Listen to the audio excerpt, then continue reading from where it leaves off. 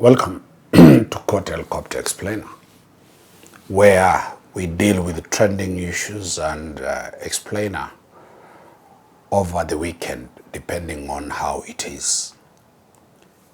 What we are asking, we saw a judge being appointed to the Supreme Court. Are judges immune to criminal prosecution? Can a judge of the High Court, a judge of the Court of Appeal, a judge of the Supreme Court be arrested and be charged? Can the Chief Justice be arrested? That is the question that Court Helicopter viewers asked. Can Wasame be arrested if he commits a criminal offense? We went into the law and found out that under the Constitution, only the President of the Republic of Kenya cannot be arrested from criminal matters. But that does not mean that if President Ruto commits a crime today, he cannot be charged. What the law says, the time the offense is committed is put in a freezer, in a fridge. It will start running when he exits office. What does that mean? From 2013 to 2022, President Uhuru Kenyatta could not be arrested, could not be investigated on any criminal matter. If anything he did, from 2022 when he handed over the swords and the instruments of power to William Ruto, the DCI could arrest him. He loses that immunity. President Ruto has immunity against criminal action. And in this BBI, they said you cannot sue the president in a civil matter. But after he leaves office, if he leaves office in 2027 by losing an election, he can be arrested.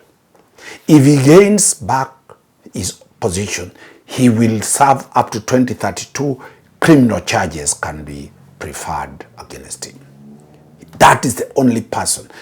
If the deputy president commits a criminal offense today, he'll just be arrested and be charged by the DCI and the DPP. Let us specifically look at the judges. Do we have presidents of judges who have been arrested? Yes. The DCJ, Justice Mwilu, was arrested from Supreme Court and arraigned before court in Milimani.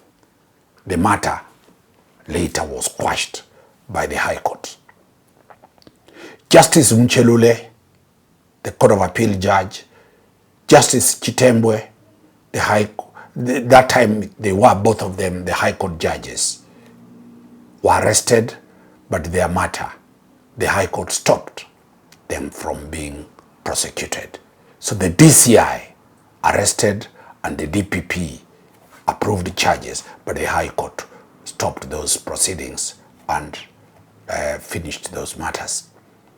Have we seen magistrates being arrested? Yes.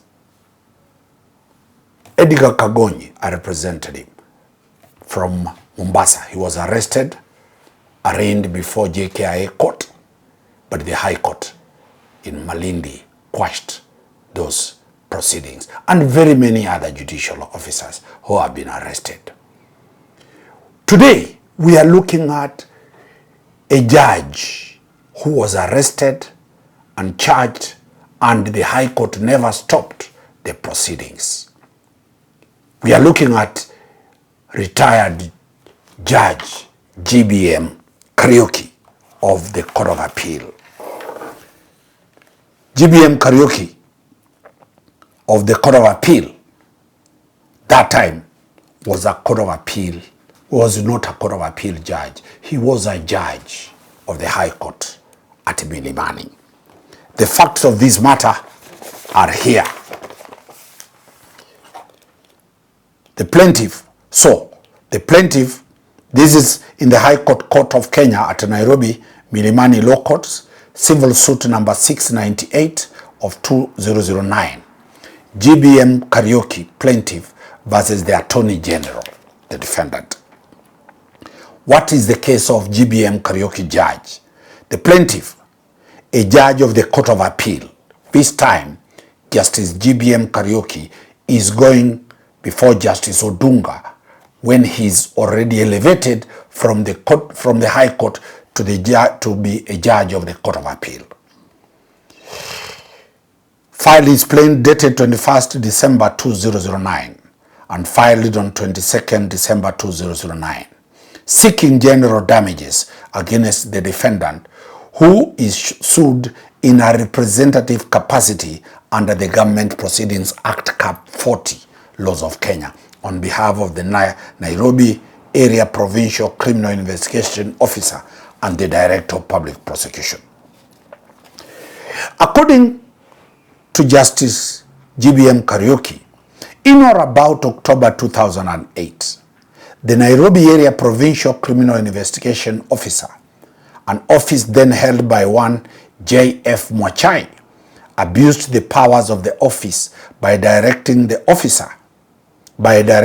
flying squad in Nairobi and police officers at Gigiri Police Station to wrongfully arrest in commando style and humiliate the judge for the alleged offences of attempted murder and causing grievous bodily harm that had not been investigated at all and respect for which there was no evidence. To the judge, the Nairobi Area Provincial Criminal Officer abused the powers of his office, acted beyond the call of duty and without any basis in law, as a result of which he was arrested and arraigned.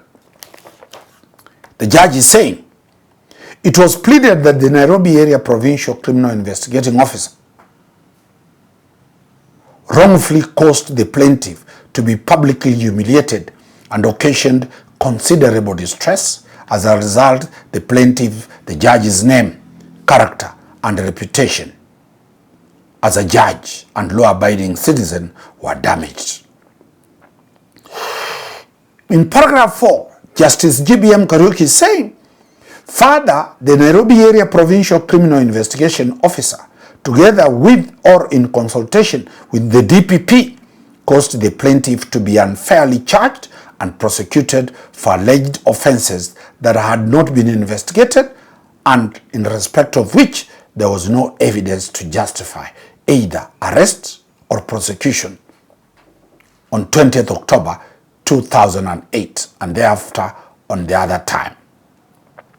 It was disclosed in paragraph 6 that on 15th October 2009, the plaintiff, that is the judge, was acquitted in Nairobi Chief Magistrate's criminal case number 1655 of 2009 of the charges of attempted murder and causing grievous bodily harm under section 220A and 234 of the Penal Code, respectively, on the grounds entirely that the evidence brought to the court was not credible and there was no proof of such charges.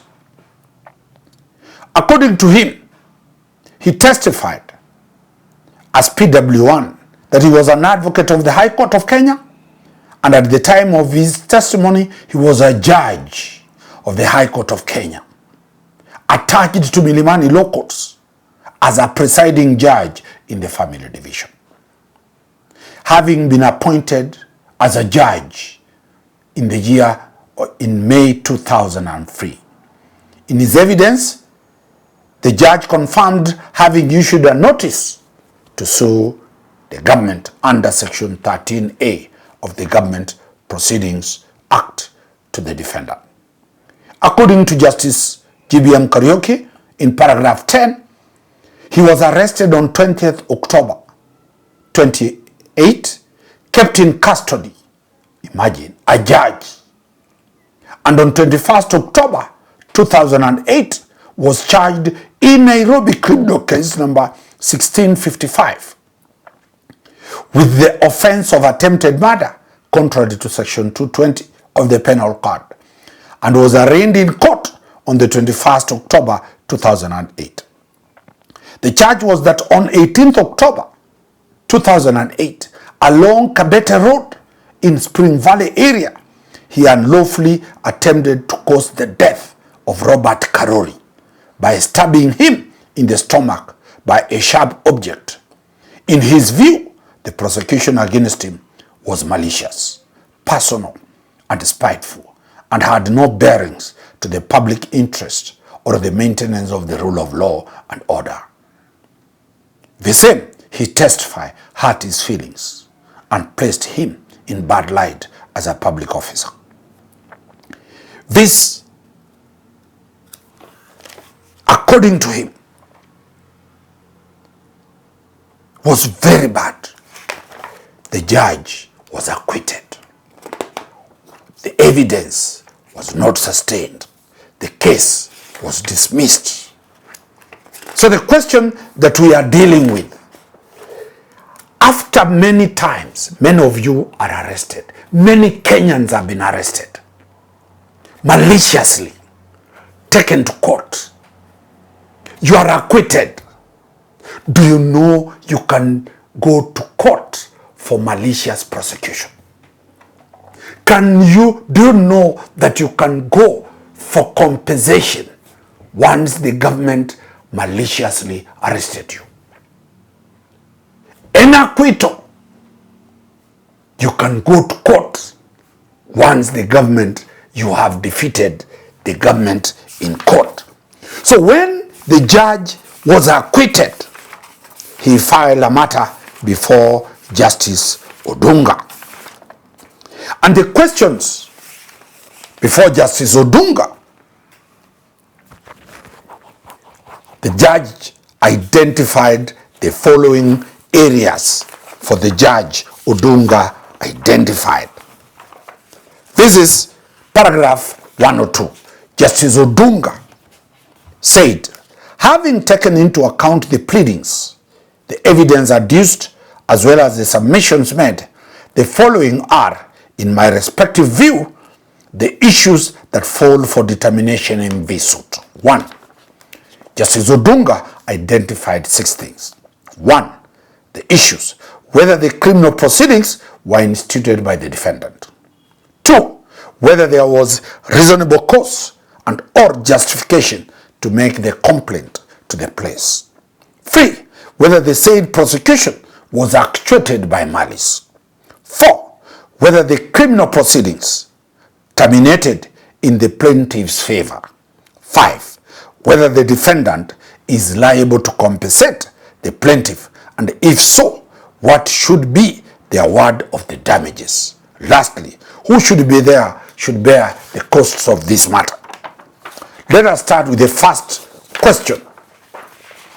In paragraph 106, Justice Odunga then in the High Court found out that on the first issue, whether the criminal proceedings were instituted by the defendant, there is no dispute that the said proceedings were instituted on behalf of the defendant.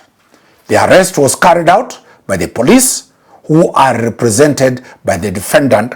The defendant is the Attorney General, and the charge was preferred by the same police who sought and obtained the consent to prosecute from the defendant. Therefore, I have no hesitation whatsoever in answering the first issue in affirmative. Odunga found out that GBM Kariuki was arrested and charged by Kenyan government. The second issue, was there any reasonable cause to arrest and prosecute the judge? The judge, Odunga, says, to prosecute a person is not prima facie tortious, but to do so dishonestly or unreasonably is under the burden of proving that the prosecutor did not act honestly or reasonably lies on the person prosecuted. Odunga, in paragraph 111, analyzed that, and this is what he said. Malice, however, can either be expressed or can be gathered from the circumstances surrounding the prosecution. A prosecution can either be mounted based on an offense committed in the presence of law enforcement officers or by way of a complaint lodged. Therefore, the police must act within the law. In paragraph 116, the judge found out in this matter, it is uncontroverted that the judge was arrested and arraigned in court before the complainant's statement was recorded. Have you ever been arrested, taken to court before your statement has been recorded? You are sitting on millions of money. It was not in dispute that by the time the judge was charged with the twin offences of attempted murder and causing grievous harm, a P3 form had not yet been filed in, and that apart from the plaintiff's statement, there were only two other statements recorded, one of which was from Inspector Gituko, the Deputy OCS Spring Valley Police Station. It is common ground that the plaintiff himself had lodged a complaint of assault against the complainant, which complainant was pending investigations. The police, however, contend that based on the evidence that they had to so far, they were convinced that they had a case against the plaintiff. What the judge is saying, there was an issue between him and Karori. The judge went and reported, the way most of you report. The man who has hit you runs back to the police and makes another complaint. The police are bribed. The police come and arrest you and charge you. Yet, it is you who had made the complaint first. The judge had made a complaint. His complaint was not considered. The second person made a complaint. The judge was arrested.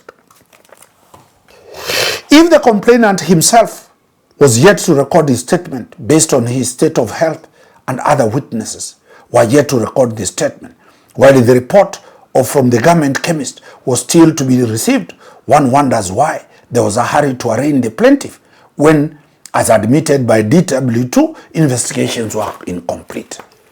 During the hearing in the magistrate's court, the police and the witness testified that they arrested the judge, took Justice GBM Kariuki to court before investigations were complete.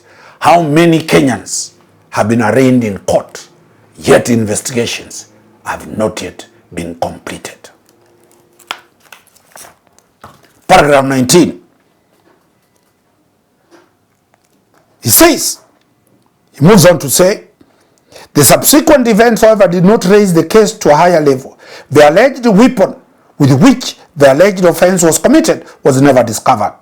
Exhibit submitted for analysis proved negative. One of the alleged eyewitnesses admitted that he had been coached to give the testimony that he gave. The other witnesses were found to be contradictory as to raise doubts. The reasons why the judge was acquitted was, number one, the weapon that was used, allegedly used, was never brought to court. Two, the exhibits that were taken to government chemists, the results came, number two, negative. Three, one eyewitness testified at cross-examination that he was coached, he was paid to give evidence against a judge who was an accused first. Four, the other witnesses, their evidence was contradictory. Odunga, in paragraph 120 says, it is not lost to the court that before this court stated that the file was transmitted to the DPP for perusal and advice after the plaintiff had been charged, and the DPP's comment was that they proceed with the charge. Remember, the police took the person to court without the DPP's approval. The file went to the DPP. Later, the DPP said it is okay. Remember, we are not dealing with the DPP under the current DPP. This is a case we are dealing under the old DPP. We are proceeding. In 125, in this case, Odunga says there was no evidence that say for the day of arrest, when taking into account the manner in which the judge's house was raided. Has your house ever been raided by the police? One may well have been justified to call his lawyer before giving access. Why couldn't the police allow the judge to call his lawyer? The law allows when the police are arresting you, you call your lawyer to be present. A search cannot be done without your lawyer being present. He moves on to say in section 126, paragraph 126, according to the trial judge in the magistrate's court, there was no evidence of mens rea. Mens rea is a criminal mind, the motive to kill. When you plan to kill, it is called mens rea. When you accidentally kill, it is manslaughter because you accidentally killed. Traffic offenses, you have no mens rea. You never wake up to go and cause an accident. That is why there is no mens rea. He says,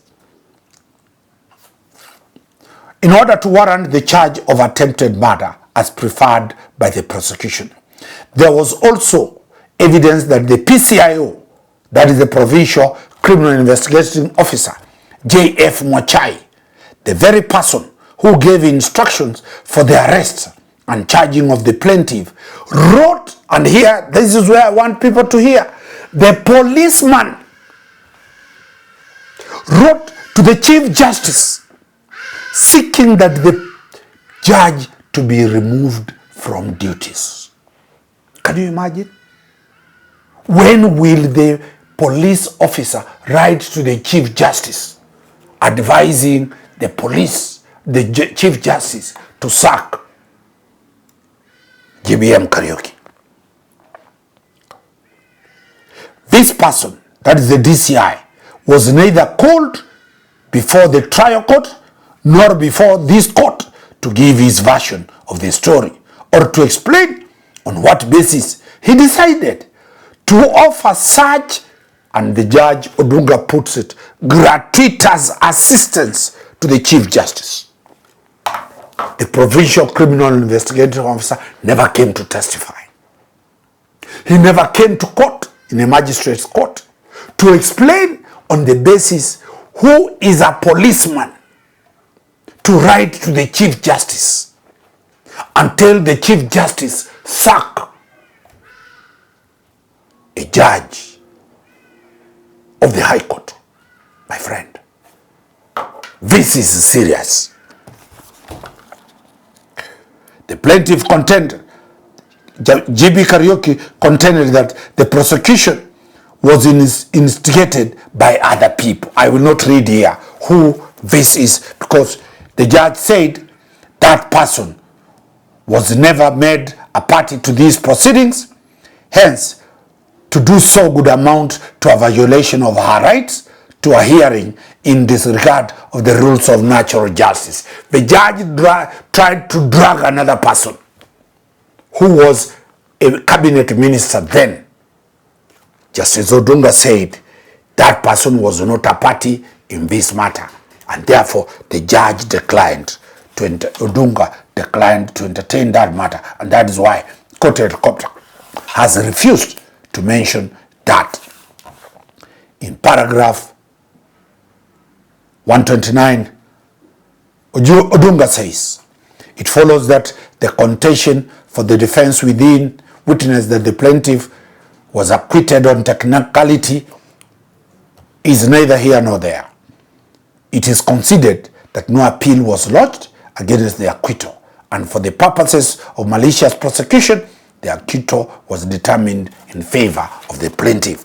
So the state is trying to say, yes, he was acquitted on technicality. Have you been acquitted whether on technicality, whether on anything? The judge Odunga said there was no appeal.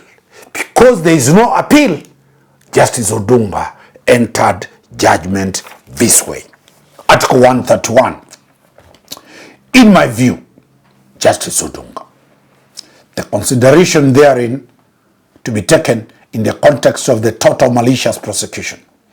In this case, the judge, the accused, Justice GBM Kariuki, was arraigned in court on 21st October 2008 and was acquitted on 15th October 2009, nearly a year later. He obviously must have gone through trying moments. He said throughout the proceedings were covered by the media.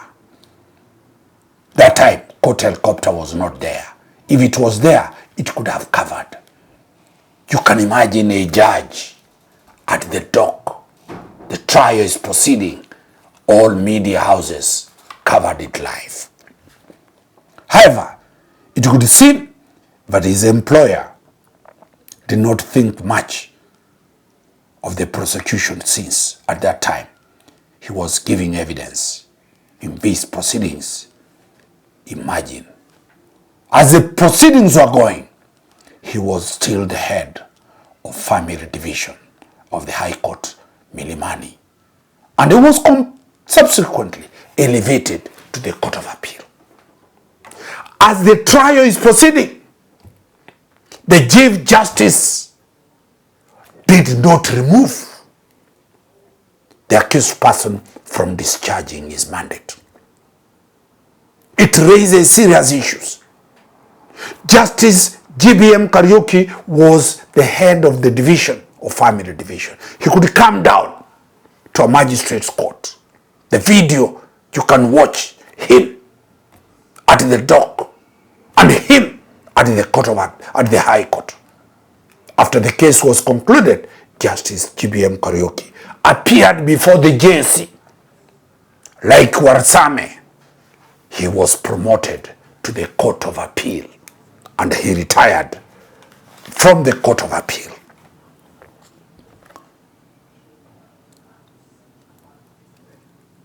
Justice Odunga in paragraph 132 says, "It is however my view, based on my findings herein above, that the plaintiff is entitled to damages for the malicious prosecution." The judge in paragraph,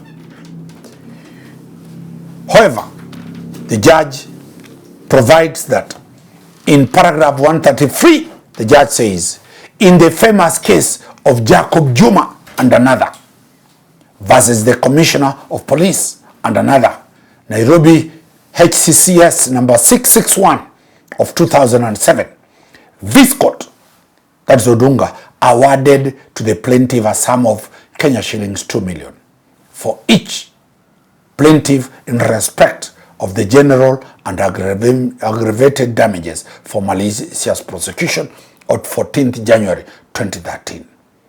The plaintiff was a private contractor. In the second case, in Samuel Kiprono Chepkonga versus the Kenya Anti-Corruption Commission and another, EKLRR 2014, this court, Odunga, awarded 5 million in January 2014 to the plaintiff, who at the time of his prosecution was the chief executive of a state corporation and was facing 2 criminal cases. I agree that the position of a judge is held at a higher pedestal than that of either a private engineer or a chief executive of a state corporation.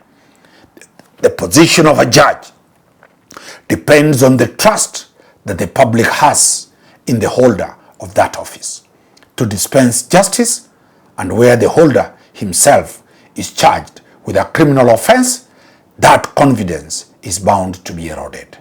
In this respect, the judge Odunga quoted the Bangalore Principles of Judicial Conduct, which says, "Propriety and appearance of propriety, both professional and personal, are essential elements of a judge's life.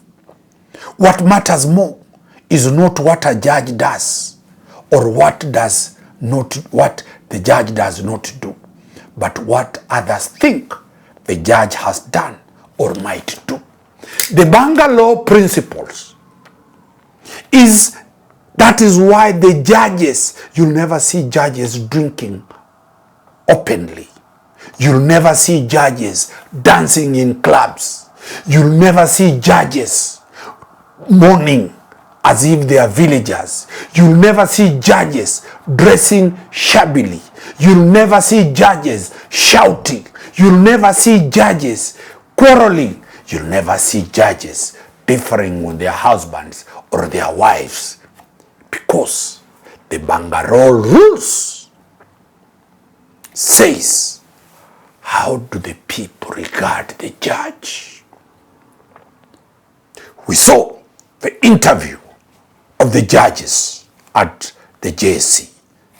You saw the demeanor, you saw the composer, you saw their language, you saw their manners, you saw their professionalism. That is what is expected of a judge. Once you have been sworn in as a judge from the village, villagers, stop calling your judges. Stop calling your colleagues, your relatives. They are judges.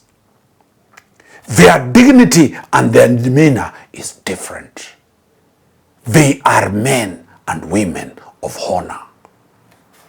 Justice Odunga found out that Justice GBM Kariuki respect had been eroded. What did he do? Therefore, considering the plaintiff's position as a judge, that is GBM, as well as the inflationary tendencies, the nature of the offense, which carried life sentence, he was facing a life sentence charge, it is my view that an award of Kenya shillings 5 million shillings for general damages and 5 million shillings for malicious prosecution is awarded to the judge. So Justice GBM Kariuki was awarded 10 million shillings dated at Nairobi plus costs. So if the costs of this matter plus the general damages will accrue interest at court rates from the date of this judgment till payment in full. This was dated January 14th, 2016. For example, if we calculate this money, the costs of the judge from the magistrate's court, the costs of the judge, the legal team at the High Court, plus interest, my lord, this is massive. What is the lesson on this matter? The lesson of this matter is that, one, if you are arrested maliciously, prosecuted maliciously, and you are acquitted, you can sue the state for malicious prosecution and for compensation. Number two, who do you sue? You sue the Attorney General. You don't sue the police. You don't sue the ODPP.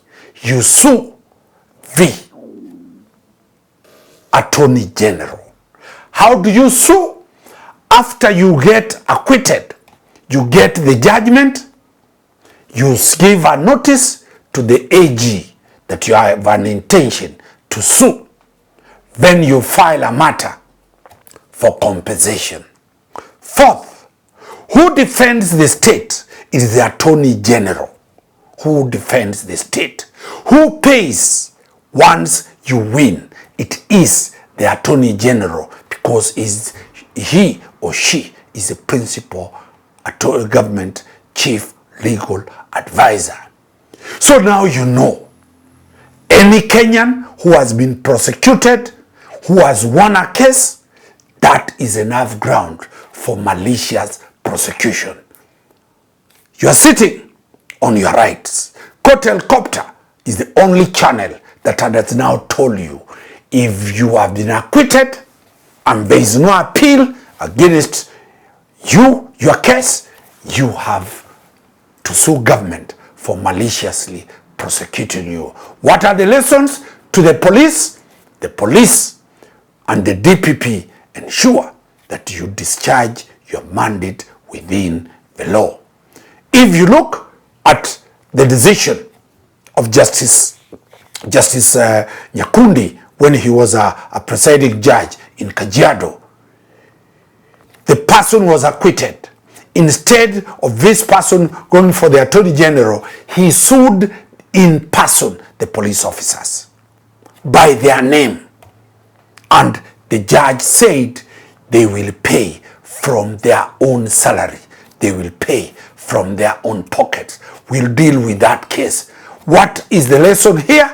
Police officers, we have dealt with the law of misuse of police powers. We have dealt with the law of police officers who have been sentenced to death by beating people in police custody. We've dealt with the OCS of Ruaraka. He's serving death sentence by being overzealous and beating, brutally murdering a person who was arrested. We are looking at the case of Albert Ojwang. We have seen very many convictions of police officers, overzealous, firing at tear-gassing people at Linda Katiba, at Akina Sifuna's rallies. We have seen this police officer, the PC, the provincial criminal police officer, pursuing a judge and arresting a judge and taking them to judge. Last week, we did the case where President Uhuru Kenyatta refused to appoint 6 judges, and each of them was awarded roughly to the tune of 30 million. The Kenyans are supposed to pay 300 million shillings. Our call and our lessons from court helicopter is that there is the rule of law. Nobody is above the law.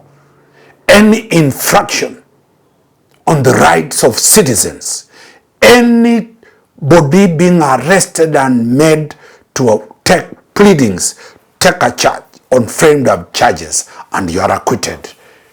The answer is go back and sue for malicious prosecution and also for damages. Wakili Dan Stanomari, it is always a pleasure, and have a nice weekend. Thank you.